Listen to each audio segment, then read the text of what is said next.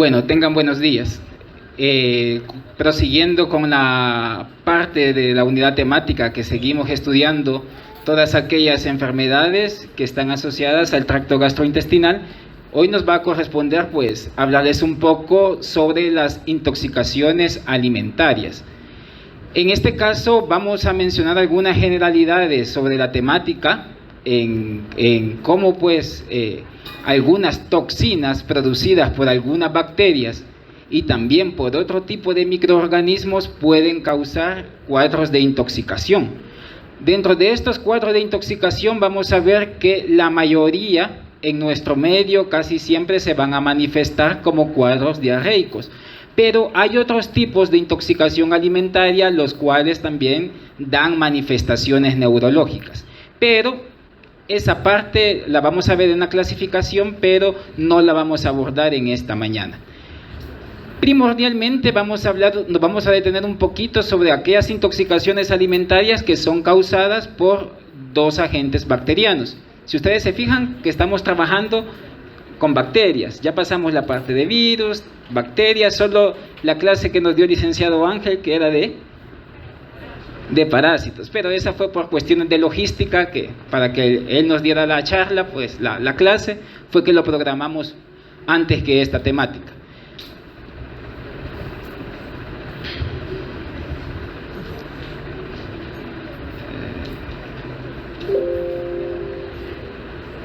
Dentro de los objetivos que tenemos programados para esta temática, vamos a definir algunos términos. Dentro de ellos, ¿qué es una intoxicación alimentaria o toxinfección alimentaria? Vamos a definir también lo que son enfermedades transmitidas por alimentos. Vamos a mencionar algunos de los agentes que pueden causar intoxicación alimentaria y la diversa etiología, ya sea bacteriana, parasitaria e incluso viral, también lo vamos a ver. Los factores de patogenia que son relevantes para que puedan producir enfermedad, estos tipos de intoxicaciones. El cuadro clínico de una intoxicación alimentaria preponderantemente para los agentes que ya mencioné, algunas pruebas de laboratorio que van a ser útiles para el diagnóstico, pero vamos a ver una limitante pues, o varias limitantes que tenemos con estas pruebas de laboratorio.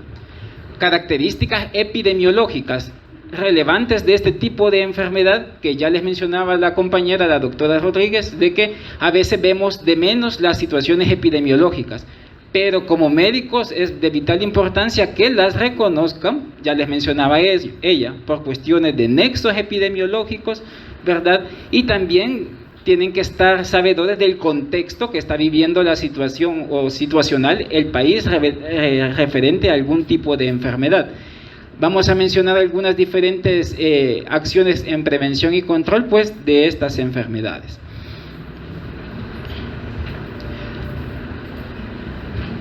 Como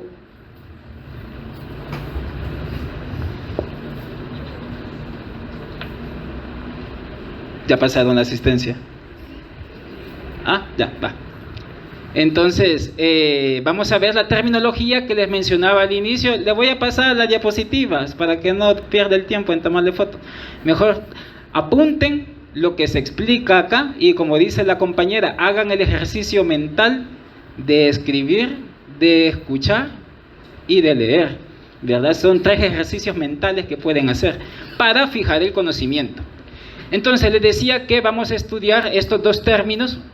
El primero de ellos vamos a ver qué es una enfermedad transmitida por alimento, en el cual lo vamos a conocer con el acrónimo en español como ETA, ¿verdad? No el grupo terrorista español, ¿verdad? Porque algunos saben que ese es un grupo terrorista, ¿verdad? Pero esto no, es enfermedad transmitida por alimento. ¿Y cómo se va a definir esto?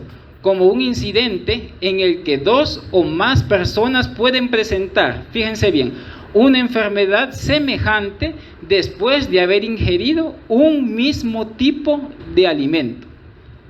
Y que también, pues, lo que decíamos respecto a la epidemiología y los análisis epidemiológicos apuntarán a que el alimento es el origen de la enfermedad. En este caso, ya que vieron la clase con el licenciado William, la primera clase, ¿qué papel en la epidemiología de las enfermedades transmisibles juega el alimento? Es un vehículo, exacto, ¿verdad? el alimento aquí juega un papel de vehículo, y también para algunas enfermedades que ya mencionaron los compañeros en clases pasadas, también hasta el agua funciona como vehículo. Pero en este caso no vamos a hablar de agua, sino únicamente de alimentos. Pero entonces hay que fijarnos de que para que sea una enfermedad transmitida por alimento debe de ser un mismo tipo de alimento, y que a ese tipo de alimento le atribuyamos que es el origen de la enfermedad en general. No estamos diciendo que sea una intoxicación propiamente dicha, ¿sí? Ahora, tenemos toxi-infección alimentaria. Ese ya está dentro de las ETAs, ¿verdad? El término ETA es más amplio, y toxi-infección alimentaria es como un subtema, si lo queremos ver, dentro del mismo concepto. Entonces, ¿qué va a ser la diferencia acá? Que va a englobar aquellas enfermedades cuya característica específica, además de ser transmitidas por alimentos, como vimos con las setas, ¿verdad?, debe de ser causada ya sea por un microorganismo patógeno, ¿verdad?, o por la producción de las toxinas que el microorganismo deja sobre el alimento. Entonces, les voy a dejar ya para que hagan el ejercicio mental cuando estudien la clase, establezcan diferencias entre los dos conceptos, ¿verdad? Ustedes las van a anotar ahí, y como les decía, el más general y el más específico de este tipo de definiciones. Ahora, siempre dentro de las generalidades de las intoxicaciones alimentarias, tenemos también de que el ser humano se puede enfermar después de que éste pueda ingerir productos con algunas de las siguientes características que estén presentes en la matriz alimentaria, o en este caso pues es el vehículo, ¿verdad? Pueden haber intoxicaciones ya sea porque la naturaleza del alimento que ingirió el individuo es tóxico o venenoso por su naturaleza. ¿Qué conocerán ustedes que puede haber como algún accidente en donde un individuo consuma un alimento venenoso por error?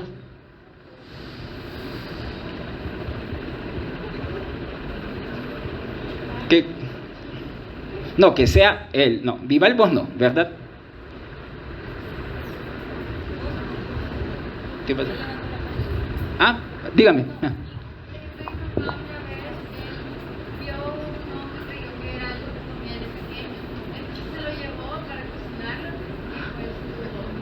Le pasó algo, alucinaciones tal vez en el mejor de los efectos, ¿verdad? Y no la muerte, ¿verdad? No la muerte. Lo que pasa es que nuestra dieta no es, la dieta salvadoreña no es como que predominantemente que nos gusten hongos, setas. Bueno, a los hongos macroscópicos que se consumen les llamamos setas, ¿verdad? Los europeos consumen bastantes trufas también. Ajá.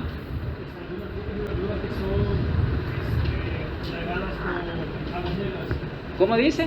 Algunas frutas y verduras que son regadas con aguas negras, por ejemplo las fresas. Vaya, pero ahí estamos hablando que ha sido contaminado por algún tipo de microorganismo, en ese caso las frutas o las fresas, ¿verdad? Y que se incorporaron a la matriz alimentaria. En cambio los hongos es porque por su naturaleza, ellos de por sí tienen veneno, ¿verdad? Entonces, en micología eso a la intoxicación causada por hongos macroscópicos o por setas es que se le conoce como micetismo, ¿verdad? A esa ingestión de hongos venenosos. ¿Y cuáles tenemos?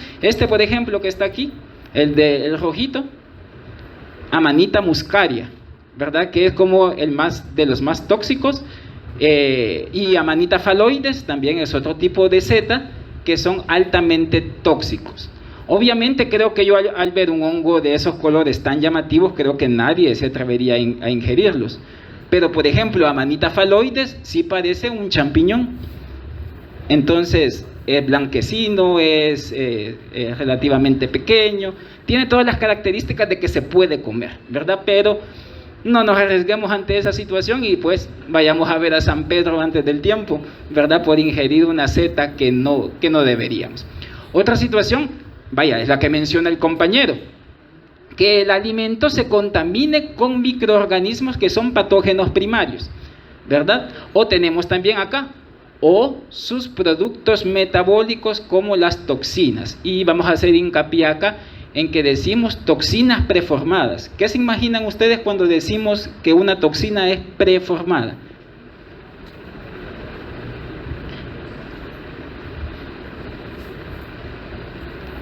¿Qué se imaginan?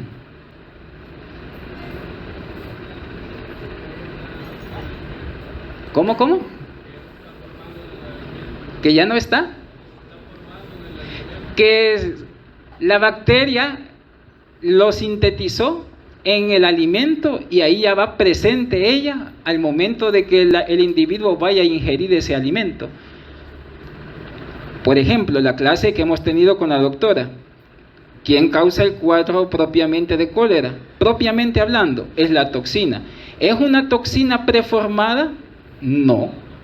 ¿Por qué? Porque primero la bacteria debe de llegar a colonizar el intestino y allí ella produce la toxina y causa el cuadro clínico. En cambio acá no. Las bacterias producen la toxina en el alimento y ya la toxina como tal se ingiere ya de manera preformada, o sea, se sintetizó, por así decirlo, en el alimento como tal. No sé si me di a entender. Sí, bueno.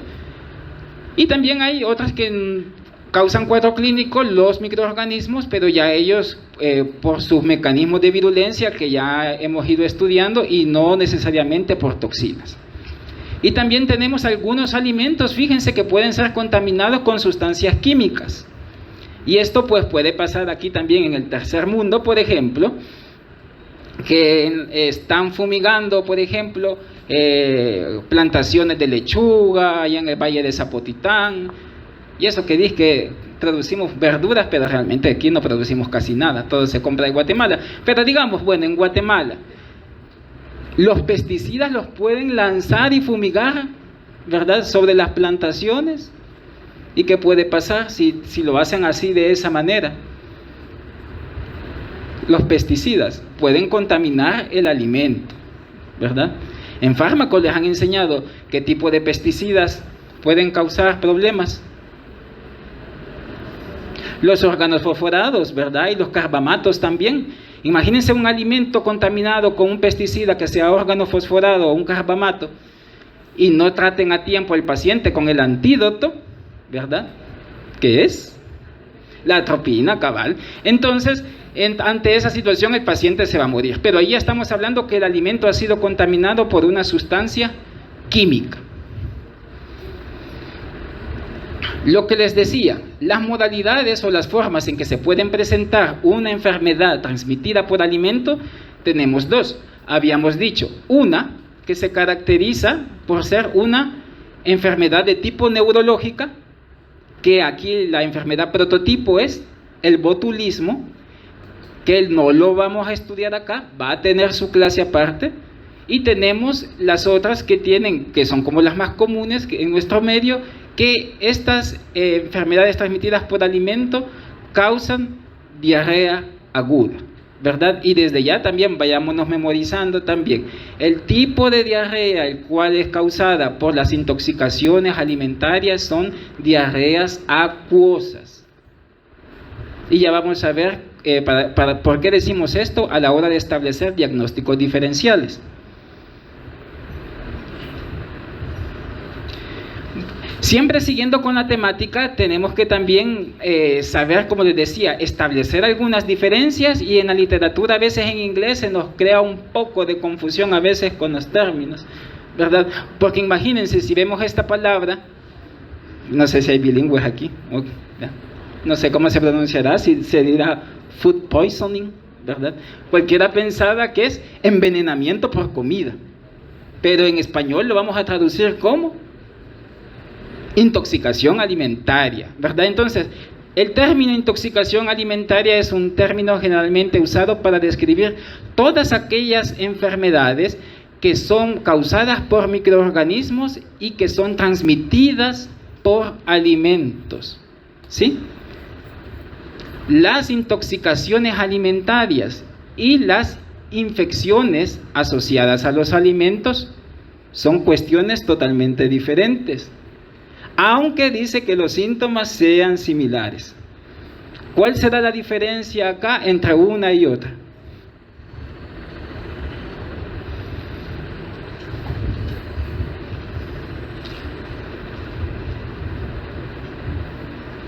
Una intoxicación alimentaria, dijimos, propiamente dicha, ¿quién creen que la causa?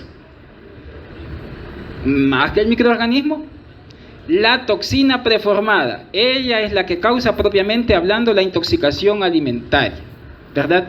Ahora, hay enfermedades transmitidas por alimentos que es totalmente diferente, que ahí sí ya pueden jugar, ya no pueden ser solamente toxinas preformadas, sino ya pueden estar involucradas ya los agentes. Puede ser salmonela, como ya lo vieron con la licenciada Sabla, ¿verdad? Pueden ser hepatotipos diarrogénicos de Escherichia coli, como la O157H7, etc., etc., etc., ¿verdad? Entonces, también fíjense que en inglés lo podemos encontrar de las dos maneras, como food poisoning o food intoxication, ¿sí? Pero en la literatura casi siempre lo van a hallar como el primero, ¿verdad? Como food poisoning. Entonces eso es intoxicación alimentaria. Entonces, como les decía, propiamente la intoxicación alimentaria propiamente dicha es causada cuando se ingiere ese alimento que contiene la toxina, dice, o el veneno en este caso, pero dejemos lo que es la toxina como tal, ¿verdad? Que es presente a consecuencia del crecimiento bacteriano, ¿en dónde? En la comida. La bacteria se multiplica y se reproduce y excreta sus toxinas sobre la matriz alimentaria, ¿verdad? Y algunas situaciones pueden estar de que durante la preparación de los alimentos, ¿qué puede pasar? Si lo cocina muy bien, a temperatura de ebullición lleva usted esa comida, ¿qué creen que puede pasar? ¿La bacteria? Se puede morir, pero si las toxinas son termoestables, va a estar presente todavía en ese proceso de cocción, aunque lo haga muy bien. Entonces más adelante vamos a ver cómo podemos evitar esas situaciones, ¿verdad? Entonces al final, pues, ¿quién va a causar propiamente la enfermedad o el origen de la enfermedad? Es la toxina, ¿verdad? En este caso, pues, dando manifestaciones digestivas, que son las que nos interesan para esta mañana. Entonces tenemos acá que la CDC de Atlanta nos dice 6 situaciones que deben de pasar para que un individuo pueda tener una infección o una intoxicación alimentaria o infección alimentaria o causada por o enfermedad transmitida por alimentos. ¿Qué situaciones deben de pasar? La primera, el microorganismo o su toxina debe de estar presente, ¿en dónde? En la comida, en el alimento, ¿verdad? La comida debe de ser lo suficientemente adecuada como para que el organismo pueda crecer. ¿Qué tipo de alimentos se imaginan ustedes que son los que favorecen que haya no digo descomposición, fíjense bien, sino que favorece la multiplicación de bacterias? ¿Cómo? No tanto, ¿verdad? Las carnes, dicen las compañeras acá, pero yo lo englobo en otra situación más amplia. Los enlatados, fíjense que están más vinculados a los casos de botulismo, más que a este tipo de intoxicaciones que vamos a mencionar. Vaya, pueden estar los mariscos, sí, también, pero no son como los preponderantes. Alimentos ricos, antes de eso nos vamos a ir en proteínas y carbohidratos. Entonces, tienen las condiciones necesarias para que si llega una bacteria potencialmente patógena, y en este caso que sea productora de toxinas, entonces que se multiplique. Entonces por eso decimos eso, que es bastante importante. La temperatura también debe de ser adecuada para que el microorganismo crezca, porque estamos hablando que tenemos así como decían antes, una carnita asada, ¿verdad? Que se va a hacer o no se va a hacer la carnita asada. Entonces la hizo, pero la guardó casi inmediatamente en refrigeración. En temperaturas de refrigeración los microorganismos no van a multiplicarse. Pero si la deja a temperatura ambiente, y como les decía la doctora, la literatura anglosajona dice temperatura ambiente como que todos estuviéramos a 28 grados. Pero aquí dice, nunca han visto en Google cuando dice 32 grados, sensación térmica de 34, 36 y casi que en incubadora estamos. Entonces, ante esas situaciones también debe de haber una temperatura óptima para que esa bacteria pueda crecer sobre la matriz alimentaria, ¿verdad? Debe de existir la suficiente cantidad de microorganismos, ¿verdad? Para que sea una enfermedad transmitida por alimentos como tal, o sus toxinas, ¿verdad? Ya vamos a ver la dosis infectante, por así llamarlo, o la cantidad requerida de toxinas que se puede necesitar para poder causar enfermedad. Y la última, pues, que se debe de ingerir la comida que ha cumplido todas esas características que hemos mencionado. Así brevemente, solo para que vean, igual esto les va a quedar para que lo puedan estudiar y ver con detenimiento. Imagínense cuáles son todas las enfermedades. Aquí todas son enfermedades transmitidas por alimentos. Si ustedes ven acá, vamos a ver la que nos toca ahora prácticamente: Bacillus cereus, Campylobacter jejuni, que ya se estudió, Clostridium botulinum, que lo vamos a estudiar más adelante, coccidios intestinales, que lo van a estudiar cuando vengamos de la vacación. La clase que dio la licenciada Marlene, y miren, los patotipos diarrogénicos de Escherichia coli, productores de toxinas. Tenemos microorganismos de etiología viral, como vemos la hepatitis A, se puede transmitir a través de los alimentos. La Listeria monocitógenes, los norovirus también, que los vimos con el licenciado William, también, si se recuerdan, y vean la cantidad de microorganismos. Ahora, los que nos interesa ahorita para la clase, prácticamente solo son los primeros, bueno, el primero y el último. Intoxicación alimentaria, dice, causada por Staphylococcus aureus, ¿sí? Solo miren el periodo de incubación de cuánto es.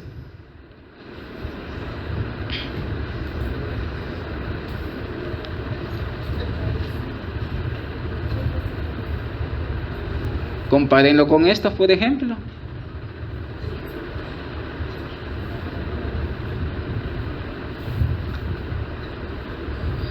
¿Qué le llama la atención?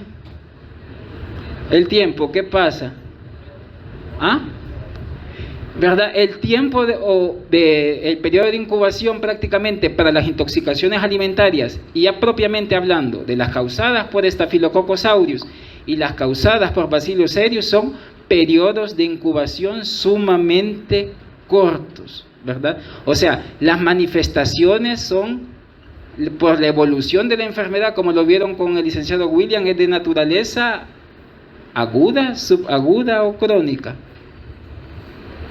Aguda, ¿verdad? Es casi de cuestión de horas, de que cuando se ingirió el alimento, en cuestión de horas haya manifestaciones. Se pueden detener en otra situación también, bueno, que la mayoría pueden autorresolver, que ya les explicaron qué significa eso, sin mayor tratamiento médico. Obviamente que si hay complicaciones, pues también la vida del paciente se puede ver comprometida, ¿verdad? Y fíjense también en la fuente de alimento. Entonces tenemos que relacionar aquí, sí, cuál es el alimento que se puede contaminar con una toxina preformada, ¿sí? Ahora, sería por cultura general que leyeran y que revisaran esos, ¿verdad? Para cuestiones de evaluación me interesa que solamente nos aprendamos los que están relacionados a Staphylococcus aureus y Bacillus cereus, ¿verdad? Esas son las que me interesan.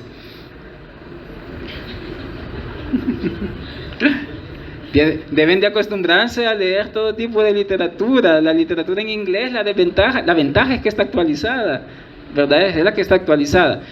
Entonces, como estamos hablando de intoxicaciones alimentarias propiamente dicha, vamos a ver un poquito sobre qué son las toxinas como tal, que eso ya lo vieron ustedes en el ciclo pasado. Conocemos así a grandes rasgos pues que hay dos tipos de toxinas presentes en las bacterias, o que pueden estar presentes en las bacterias: aquellas que son endotoxinas, que forman parte constitutiva de la pared celular de las bacterias gram negativas. ¿Quién es la endotoxina que está presente en las bacterias gram negativas? ¿Cómo se le llama propiamente hablando? El lípido A es la parte tóxica de esa estructura, el lipopolisacárido, ¿verdad? Pero Eso, la endotoxina como tal, es las bacterias gram negativas, no tienen nada que ver ahorita con los cuadros que vamos a ver de manifestaciones digestivas, ¿verdad? Pero sí las exotoxinas, ¿verdad? ¿Y cuál será la diferencia entre una endotoxina y una exotoxina?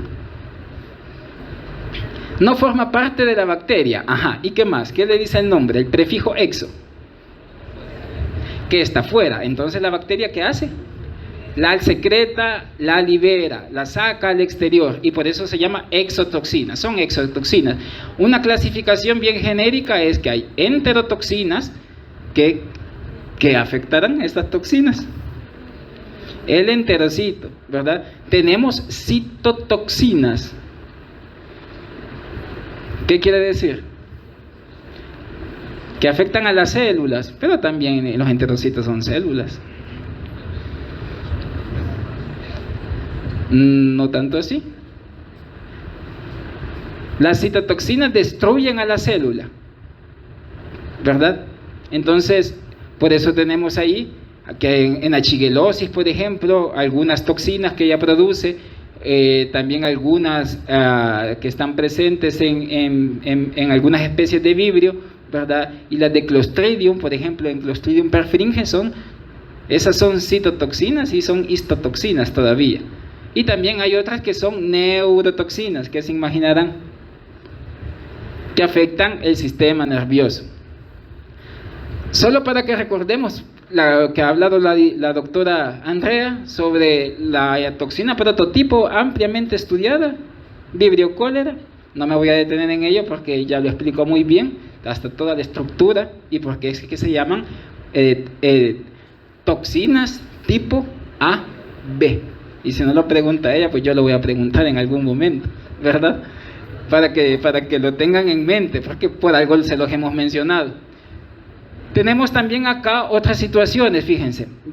Hagamos como un stand-by o pensemos diferente ya las bacterias y ya entremos a un temita aparte con las intoxicaciones causadas por hongos microscópicos.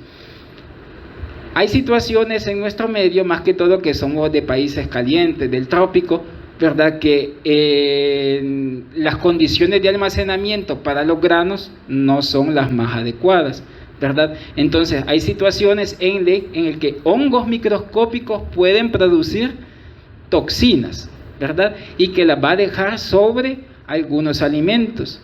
Entonces aquí traemos a colación a las aflatoxinas. Aflatoxinas. ¿Quién produce las aflatoxinas? Ya dijimos, un hongo microscópico. ¿Qué hongo microscópico estudiaron ustedes en una de las primeras prácticas de enfermedades transmisibles?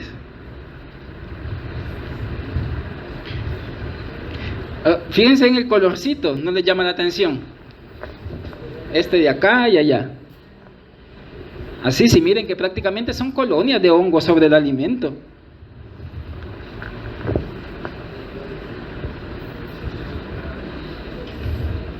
¿El qué? ¿Cómo?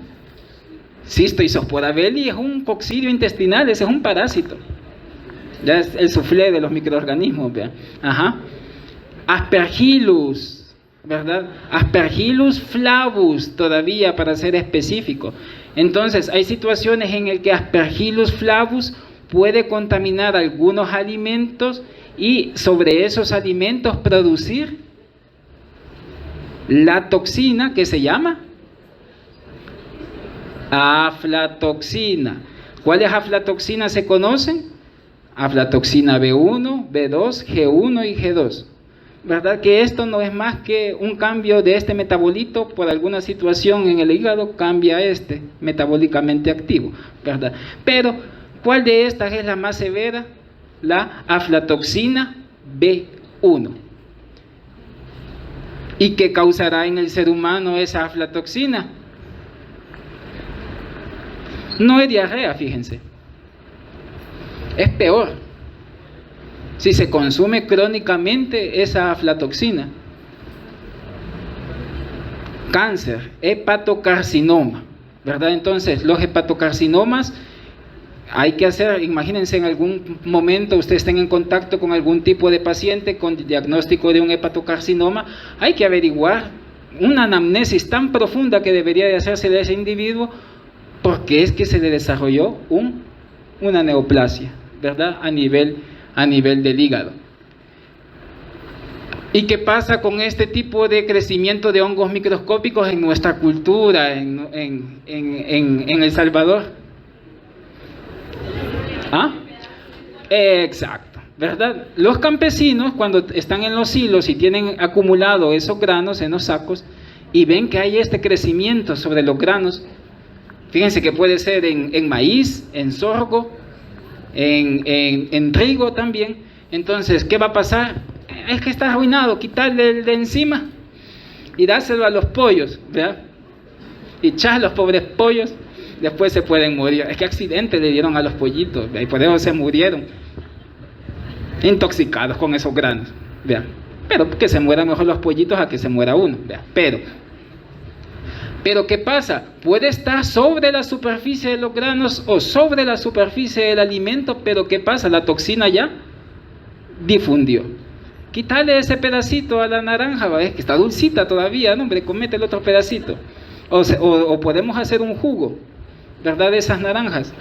Entonces, para que tengan presente de que no, ¿verdad? Si vemos un pan con un crecimiento de un hongo microscópico sobre su superficie, es mejor que se deseche completamente el alimento. También tenemos otra situación, que hay intoxicaciones que son causadas por dinoflagelados, que tal vez ya han escuchado hablar en algún momento sobre las mareas rojas, ¿sí? ¿Verdad? Que es una proliferación de esos dinoflagelados, en el que pues ellas van a producir una toxina que se llama saxotoxina, así como que fuera saxofón, ¿verdad? Saxotoxina. Entonces, las saxotoxinas producidas por esa proliferación exagerada de dinoflagelados en el mar, ¿quiénes las van a capturar? Como dijo la doctora, que son como los grandes filtradores que hay en los estuarios y en las costas, las conchas, ¿verdad? Entonces, por eso pone a veces el ministerio, da vedas de marea roja y dice, no se pueden consumir bivalvos por esa situación. ¿Sí? Ahora, ¿el limón cree usted que le va a quitar eso esa toxina que ya está? No, ¿verdad? Tal vez es aplicable, sí, si yo quiero prevenir que me enferme de vibrio cólera, pero de otras enfermedades que el bivalvo haya captado en ese proceso de filtración, no. Ahí está. ¿Qué produce la saxotoxina? Dice el compañero, va a producir lo que se le conoce como una intoxicación paralítica de mariscos, así se le llama, ¿verdad? Y por eso ahí está en inglés, ¿verdad? Para que lo busquen, ¿verdad? Una intoxicación paralítica por el consumo de mariscos, ¿sí? Saxotoxina. Bueno, entonces hoy sí, ya vamos a entrar propiamente, porque de las generalidades a lo que nos compete temáticamente, hablando en específicamente, que es la intoxicación alimentaria por Staphylococcus aureus. Solo para recordar, ustedes se recuerdan, bueno, valga la redundancia, se recuerdan en la transmisible 1 de que estamos hablando de una bacteria, ¿sí? Que es un coco gram positivo dispuestos en racimos, ¿verdad? En racimos, ¿verdad? Es un anaerobio facultativo, no forman esporas y que algunos individuos pueden servir como portadores asintomáticos de Staphylococcus aureus. Y aclaro aquí, eso lo estamos mencionando como características generales del microorganismo. Pero ¿quién causa la intoxicación alimentaria? Propiamente es las enterotoxinas que produce Staphylococcus aureus. Entonces, lo que debe de pasar es que Staphylococcus aureus, para que dé una intoxicación alimentaria por Staphylococcus, debe de estar en proliferación o crecimiento sobre el alimento y allí formar la toxina, ¿sí? No es la bacteria o la multiplicación bacteriana en el enterocito como tal quien va a dar las manifestaciones clínicas, sino es propiamente la toxina, ¿sí? Ahora, ¿qué manifestaciones clínicas pueden haber? Pueden haber diarreas de naturaleza, dijimos. ¿Qué características debe de tener? Acuosa, ¿verdad? Acuosa. Debe de haber presencia de náuseas también. Puede haber vómito o emesis, que es lo mismo. Y también puede haber o no fiebre. Y si hubiera fiebre, es una leve febrícula, ¿verdad? No es que la fiebre sea como un signo patognomónico de todas las intoxicaciones alimentarias, no. En este caso puede estar o no, y si la hay, como febrícula. El vómito surge a consecuencia de estimulación del sistema nervioso central, ¿verdad? Como lo hace Bacillus cereus. Ya lo vamos a ver cómo es que Bacillus cereus causa emesis. De la misma manera que lo hace él, aquí lo causa también. Y habíamos dicho, la manifestación de los síntomas, por ser una enfermedad de naturaleza aguda, entonces tiene un periodo de incubación más o menos de 1 a 6 horas. Otros libros que he consultado dicen de 30 minutos a 6 horas. Y unos dicen hasta como promedio 3 horas. Pero para fines de evaluación nos vamos a casar con ese periodo, ¿verdad? De incubación. El inicio de los síntomas va a empezar de 1 a 6 horas después de que el alimento fue ingerido.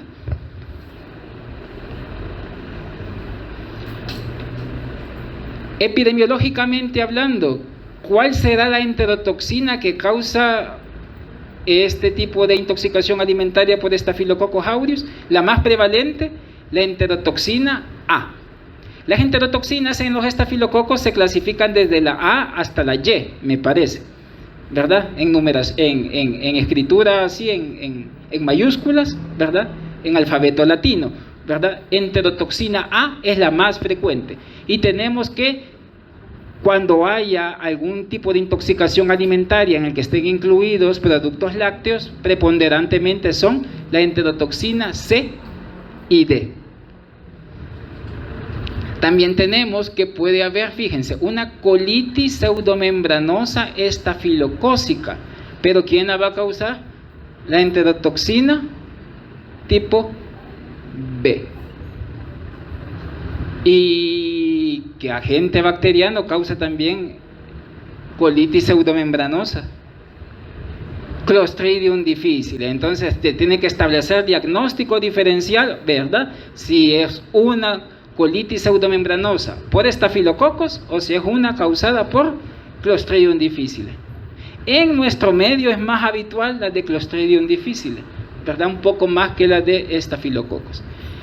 La característica de todas estas enterotoxinas es que son termoestables, que quieren decir que pueden resistir las temperaturas alrededor de los 100 grados centígrados, ¿verdad?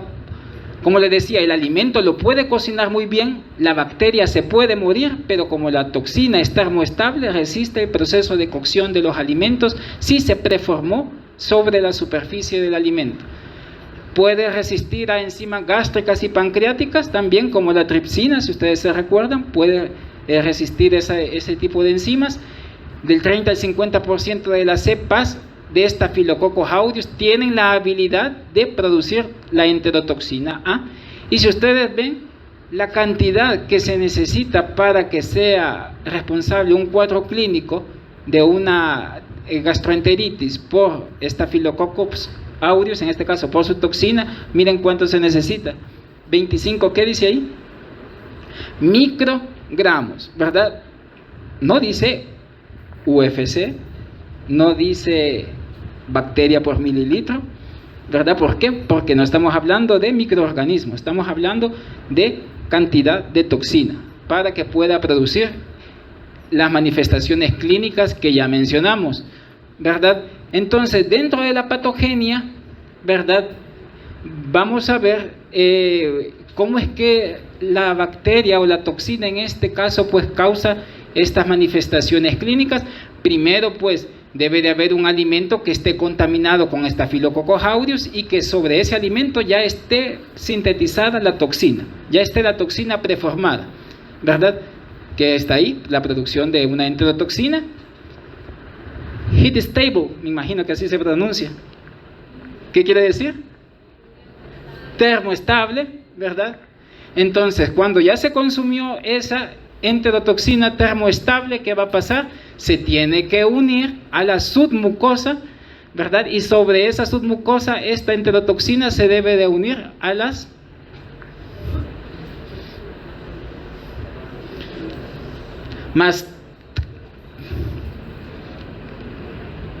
microanatomía el año pasado. Mastocitos, ¿verdad? O células cebadas, que es lo mismo, ¿verdad?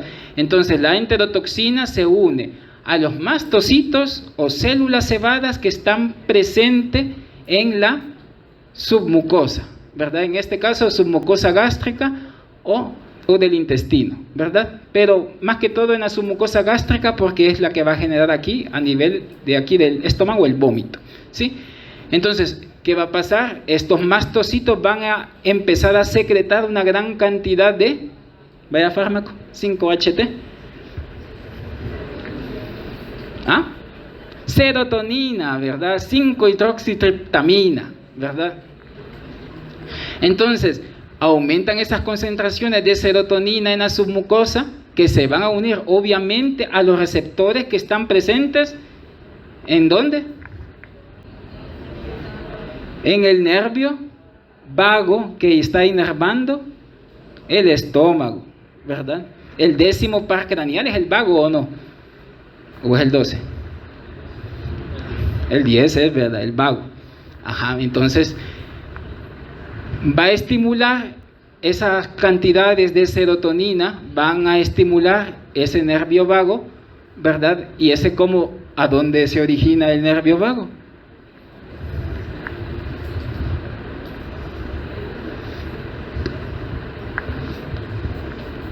Tic-toc, tic-toc, tic-toc. Ajá. En la médula oblonga, ¿verdad? Sí, ya decirle el núcleo está bien difícil, ¿verdad? Pero en la médula oblonga, ¿verdad? Ahí están los puntos, en este caso, que inducen el vómito, porque ha subido de manera aferente, ¿verdad? Eso, por medio del nervio vago, estimula ese centro del vómito presente en la médula oblonga. ¿Qué otro nombre tiene la médula oblonga? El bulbo raquídeo, ¿verdad? En español, en castellano lo conocemos más así que médula oblongada o médula oblonga, ¿verdad? ¿Y qué va a pasar? Y entonces, como va a estimular el centro del vómito en la médula oblonga, va a inducir el vómito. Entonces, de esa manera es que lo causa. Y aquí es lo que les mencionaba, ya esta literatura ya dice de que la manifestación clínica se está presentando durante los primeros 30 minutos, ¿verdad? Hasta 8 horas, dice. Pero ya les dije que nos vamos a quedar con el rango que dimos anteriormente. Ahora, otra situación también es que hay que considerar que estas enterotoxinas también pueden actuar como superantígenos. ¿Y qué es un superantígeno? Un superantígeno es un antígeno, ¿verdad?, que estimula la proliferación clonal de linfocitos T de manera aberrante o desorganizada, ¿verdad? Porque la presentación del antígeno no la hace como Dios manda, porque como Dios manda que se dé así, y un superantígeno lo hace de manera anormal, ¿verdad? De manera lateral, ¿verdad? No lo hace directamente en la hendidura donde está presentando esa CPA, ¿verdad?, a ese receptor de células T, ¿sí? Entonces, por eso decimos, ese superantígeno activa inespecíficamente los linfocitos T, va a producir una cantidad exagerada, le llaman tormenta de citocinas. Tal vez alguno ya lo escuchó, ¿o no? ¿Sí? Una tormenta de citocinas, factor de necrosis tumoral alfa, interleuquina 1, ¿verdad? Factor de necrosis tumoral. Entonces, toda esa producción exagerada de citocinas va a generar un proceso de inflamación a nivel de la mucosa intestinal, ¿verdad?, y del estómago, ¿verdad?, produciendo cambios histológicos a nivel del estómago y del yeyuno, propiamente ya hablando en porción del intestino. Va a haber infiltración de neutrófilos a consecuencia de la producción de estas citocinas proinflamatorias, ¿verdad? Y ¿qué va a ocurrir también? Pérdida de células del borde de cepillo. ¿Quiénes tienen el borde de cepillo? los enterocitos, ¿verdad? Puede haber alargamiento de las criptas de Lieberkühn también, ¿se recuerdan dónde estaban las criptas de Lieberkühn? Puede pasar lo mismo también. La liberación de esos mediadores inflamatorios, pues también va a causar esto, estimulación del sistema nervioso central a nivel del intestino, ¿verdad? Y pues por medio de esas interleuquinas proinflamatorias, pues también puede aumentar el peristaltismo del intestino y causar pues la diarrea, que al final toda esta situación es que estamos hablando ya de la diarrea, porque el mecanismo anterior era para darle explicación ¿a qué? Al vómito, ¿verdad? Ahora, el diagnóstico de las intoxicaciones alimentarias, fíjense bien, y lo vamos a poner en general tanto para Bacillus cereus como para Staphylococcus aureus, es netamente clínico. Las pruebas de laboratorio aquí en este país no le van a servir y ya vamos a discutir por qué rápidamente. Entonces, ¿qué debe de considerar para hacer un diagnóstico clínico de una intoxicación alimentaria? La forma del inicio. ¿Qué dijimos? ¿Cómo es el inicio? Es de naturaleza aguda, se da en cuestión de horas después de haber ingerido el alimento contaminado. Debe de hacer una correlación clínica con la sintomatología que presenta el paciente, que ya las mencioné, y debe de relacionarlo también al alimento que consumió. Entonces, esas tres situaciones le va a dar intoxicación por Staphylococcus aureus, ¿verdad? Sin necesidad de estarse yendo que ELISAs, que PCRs, que cultivos, que nada, ¿verdad? Eso es inviable aquí. ¿Qué es lo que es? Lo tengo que mencionar porque ahí está en la literatura, ¿verdad? Se puede aislar, fíjense, a la bacteria del alimento, pero ojo, cuando hacen los estudios epidemiológicos y que usted detectó un brote de una intoxicación alimentaria y van a tomar muestra del alimento, solamente van a poder comprobar por medio de cultivo la bacteria si está presente, mas no pueden saber si la toxina se produjo, ¿sí? Estamos hablando ahí de cultivo o aislamiento de la bacteria del alimento, no de las heces, no del vómito, ¿sí? Detección de la enterotoxina por esos medios inmunológicos, ya sea por aglutinación en látex o ELISA. Debemos de mandar a estudio, puede ser, esos alimentos que para saber si el estafilococcus por lo menos pues se contaminó o estuvo presente en esa matriz alimentaria. Y fíjense bien, en los manipuladores de alimentos, por normativa, deberían de aquí hisoparlos a todos los que preparan alimentos. ¿Por qué? Porque el 30% de la población es portadora asintomática de Staphylococcus aureus. Y si no toma las medidas adecuadas de higiene y es portador y está expeliendo gotitas de secreción nasal, entonces ¿qué va a pasar? Cae una gotita sobre ese alimento, y si es una ensalada de papas con mayonesa y huevo, una carga de proteína ahí tan grande que ahí va a proliferar, no estuvo en refrigeración y va a causar el cuadro clínico. Lo que decíamos en cuestiones epidemiológicas con estas intoxicaciones causadas por Staphylococcus aureus asociados a alimentos con alto contenido proteico. ¿Qué tipo de alimentos? Jamón, cerdo curado con sal, carnes en rebanada, mayonesa, quesos, ensalada de papas, helados. Si se fijan, son productos de derivados lácteos, también ricos en proteínas. Hay que identificar, pues, en algún brote si la contaminación se ha dado porque el manipulador de alimentos tiene a la bacteria en su nariz o en sus manos también, porque a veces hay forúnculos en las manos y ahí están esos forúnculos estallados ahí, ¿verdad? Y puede caer sobre el alimento y contaminar, ¿verdad? Bueno, obviamente, a pesar de que cocine el alimento, si la toxina está presente y como es termoestable, pues no le va a hacer nada. Aún así, pues lo que se recomienda es que el alimento pues sí se caliente bien para que la bacteria muera, si es que está presente, ¿verdad? Y no le brinde pues las condiciones para que prolifere, pero por eso es que se debe de, si no se consume ese alimento al momento, se debe de refrigerar, ¿verdad? Se debe de refrigerar. leches o productos lácteos contaminados están vinculados a este tipo de intoxicaciones por Staphylococcus aureus, y el reservorio, pues en este caso, pues son los humanos, los portadores asintomáticos, ¿verdad? ¿En qué sitios anatómicos mencionamos que pueden estar presentes? En las fosas nasales, ¿verdad? O en la nasofaringe, para ser más específico. Prevención: educar a los manipuladores de alimentos, reducir el tiempo de manipulación de los alimentos, no dejar los alimentos más de 4 horas a temperatura ambiente. Fíjense bien que eso es bien importante. Lo que se debe de hacer es mantenerlos en refrigeración, ¿verdad? Excluir temporalmente de la manipulación de alimentos alguna persona que se haya identificado que tenga abscesos o forúnculos en manos, cara o nariz, porque lo más probable es que sea una infección por Staphylococcus aureus y pueda contaminar el alimento. Y así rápidamente, la verdad, sé que me he extendido mucho con la intoxicación por Bacillus cereus, que ya saben ustedes de qué bacteria estábamos hablando, que es un bacilo gram positivo, formador de esporas, pero que fíjense presenta 2 síndromes. Uno que se llama síndrome emético, que dijimos que era emesis, vómito, que es de incubación corta, y uno de forma diarreica, que es de incubación larga, ¿sí? A pesar de que dice corta y larga, comparado con otros tipos de infecciones, es corto, ¿verdad? Es de naturaleza corta. Rara vez es una enfermedad mortal la que puede causar Bacillus cereus o la intoxicación por Bacillus cereus.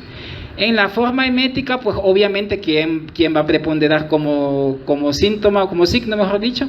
El vómito, ¿verdad? En el 100% de los casos, retortijones, le dijo la doctora, así se escribe, un 100%, puede haber náuseas, pero fíjense, no hay fiebre como la puede haber incluso con la intoxicación alimentaria por Staphylococcus aureus. El alimento por antonomasia asociado a este tipo de intoxicaciones es la ingesta de arroz frito, ¿sí? Y que ahí pues va a estar presente la enterotoxina. Ahora, la toxina cerulida, que es la que causa o estimula la emesis, es resistente al calor, al pH, a la proteólisis por algunas enzimas digestivas. La forma en que induce el vómito es igual como lo mencioné para Staphylococcus aureus, por eso no me detengo ahí, es de corta duración, y como complicación también puede estar la deshidratación en este caso. Acuérdense, deshidratación no solo puede ser causada por diarreas. La deshidratación, una persona se puede deshidratar por el vómito, y los cambios hidroelectrolíticos también se alteran de igual manera como se causa en una diarrea. La complicación asociada a las intoxicaciones por Bacillus cereus es insuficiencia hepática fulminante, puede haber alteración del metabolismo mitocondrial de los ácidos grasos, y eso pues induce la apoptosis en eso. Les voy a dejar eso para que solo vean cómo es que se ocurre esa forma diarreica o la diarrea acuosa de naturaleza secretora, ¿verdad? Que es a través de esa enterotoxina termolábil, en este caso, fíjense, y cómo pues va a generar diarrea, ¿verdad? Por una inhibición del cotransporte sodio-cloro, ¿verdad? Que eso pues ustedes ya lo manejan muy bien en fisiología. Revisan ustedes con detenimiento qué alimentos, aparte también del arroz frito, también pueden ser contaminados por Bacillus cereus.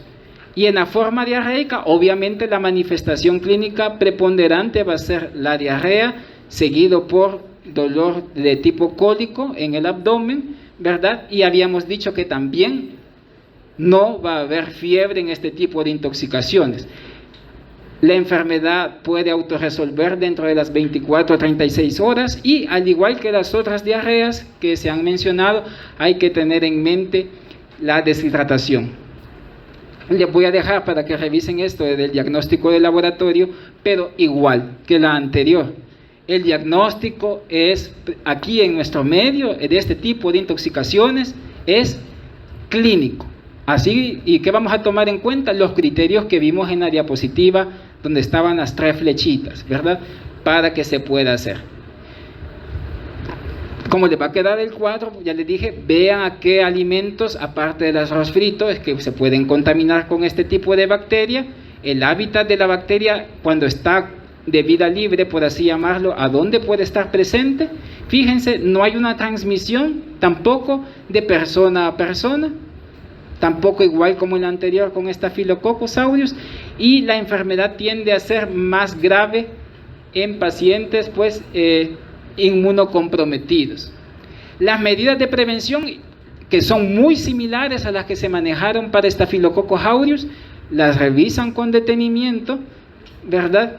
Y aquí esto solamente lo traigo para que puedan hacer una diferencia entre las diarreas que son acuosas, ¿verdad? Y las diarreas de origen inflamatorio. Acuérdense que en las diarreas acuosas, como en estas intoxicaciones, si dejamos un general de heces, no va a tener que haber mucus, no va a haber presencia de leucocitos, más que solamente las heces líquidas, sin presencia de células, sin presencia de sangre. Entonces, ustedes ahí hacen esa diferenciación, qué situaciones pueden establecer incluso hasta diagnóstico diferencial con otro tipo de microorganismos que pueden causar. También acá les va a quedar lo mismo, como un pequeñito resumen sobre también qué matrices alimentarias están asociadas, ¿verdad?, a este tipo de intoxicaciones. Bueno, y como les decía, llevémonos desde acá una cosa: los cultivos de heces para las intoxicaciones alimentarias no sirven para nada.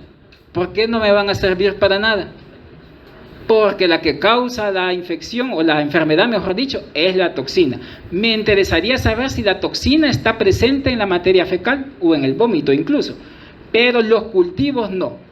Para vibrio cólera puede dejar cultivo, para shigellosis puede dejar cultivo, para campylobacteriosis puede dejar coprocultivo, pero para una intoxicación alimentaria no sirve para nada, no sirve para nada. Y eso pues es lo que da la CDC de Atlanta como recomendaciones para la prevención en general de este tipo de enfermedades transmitidas por alimentos. Bueno, y para terminar, rapidito, si no me va a regañar la licenciada Galindo, vea si es que tienen, no tienen psicología. Ajá, bueno, me imaginé. Entonces, les voy a dejar una pregunta para que la discutan, y aunque es relativamente sencilla, y me voy a meter en camisa de 11 varas porque no nos toca. ¿Necesitará este tipo de intoxicaciones alimentarias tratamiento antibiótico? ¿Por qué? Vea, hay razones su respuesta, ¿verdad? Y el ahora, ¿por qué será que este tipo de cuadros clínicos son tan agudos? ¿Por qué no pasan días o semanas como en otras enfermedades que hemos visto? Entonces, razone eso, discútalo con su compañero, y la idea es pues que apliquen los conocimientos aprendidos. Bueno, nos vamos a quedar hasta acá. Primero Dios, nos vamos a ver la próxima semana, ¿verdad? Espero que descansen y pasen unas felices vacaciones.